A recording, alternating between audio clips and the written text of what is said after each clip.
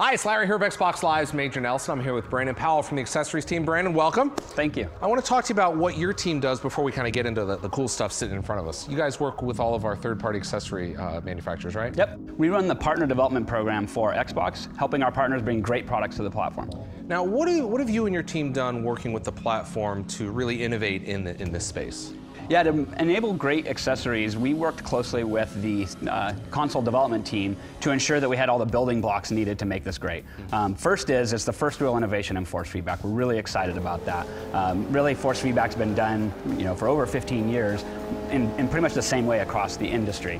What we've been able to do is work to build an entirely new way. Previously, you used to have some canned forces that a developer could push down to the device to try to simulate the feeling that they wanted. What we've done is we've developed a new way of doing that using an equation language. What that does is it means that a developer can push down things like RPM or ABS, and the equation language will do the right thing and create those forces for them. It also gives them flexibility to define their own building blocks. It really delivers a level of precision that we just haven't had before. Now, how would some of these new features enable accessories for different experiences and other kinds of games? It used to be that hardware had to fit into predefined categories, so you had things like controllers and racing wheels and so on. What we've done is we've created a new level of modularity in the platform. So think about things like fight sticks. A lot of fight sticks these days are customizable. You can actually move where the buttons are physically located. We can now communicate that directly up to the platform so that your favorite configuration is communicated to the game, and you get to play the way that you want to play. So it's not just button remapping, there's something else going on there. So yeah, in addition, we have, going back to that modularity point, there's additional components can be added over time. So think about on your racing wheel, you can add things like different shifter configurations. You can add different pedal types. You can add things like gauges. So think about your RPM gauge or your speedometer or things like that. One of the things that gamers are concerned with is controller pairing. How does that work with, like, for instance, with these devices? If you don't know what controller pairing is being able to see the hardware and mapping the right hardware to the right player. So when I'm taking my turn, when I'm done, I slide the wheel over, you get behind it, and now it immediately maps the right controller to the right person. Seamless, it just works. Now, you brought a couple of wheels here today, so let's dive in here and take a look. Explain what we have in front of us. Yeah, let's start with the Thrustmaster 458 Italia. A couple of things going on here. Number one, clearly it's a one-to-one mapping of that classic 458 Italia wheel, which fans just love. It's got sequential gear shifters, has metal pedals. This is a fantastic wheel. It also has brushless motors, which one means it's very quiet, so you really feel the precision of the force feedback in it.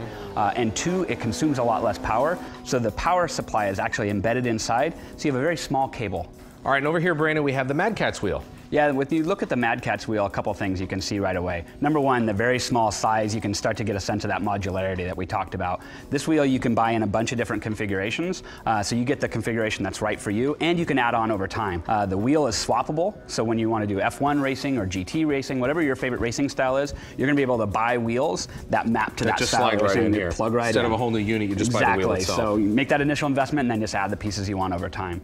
And when you look at the pedal set, it actually looks like a cockpit. It has a level of adjustability that we haven't seen in pedals before. You can actually adjust the width between the pedals, you can adjust the pedal throw, you can change out springs for the amount of dampening that it gives, for the actual resistance. It feels fantastic. We're really excited. Now, these are some serious kit, but I've seen a lot of questions about Xbox 360 wheels and Xbox One. These are just for Xbox One. That's correct. What's the story with Xbox 360 wheels working with Xbox One? Yeah, we started at the top talking about the level of innovation that we've done in this platform, and with that level of innovation means some things aren't going to function going forward. When we think about things like the controller pairing and we think about the level of force feedback changes, unfortunately the Xbox 360 wheels are not compatible with Xbox One, but the level of definition and performance that you get out of the Xbox One wheels is amazing. Brandon, are there any other accessories that racing fans should know about? Beyond the racing wheels themselves, we also have the Polk N1 soundbar coming out this fall. It actually has a Forza racing mode specifically designed with the Forza audio engineering team to really put you at the center of the action and highlight where those sounds should be on racing experiences. So when you're playing Forza and other great racing games, you're really going to feel like you're in that car, in that race, having that experience. What are you and the team most proud of? I'd say the level of flexibility in the system. We've now given hardware developers the ability to do things they've never been able to do before. That helps put the driver at the center of the experience and is going to enable the best racing of any platform. So this is just the beginning of the accessory stories on Xbox One, right? We've got a lot more to come. Great. Thank you very much, Brandon.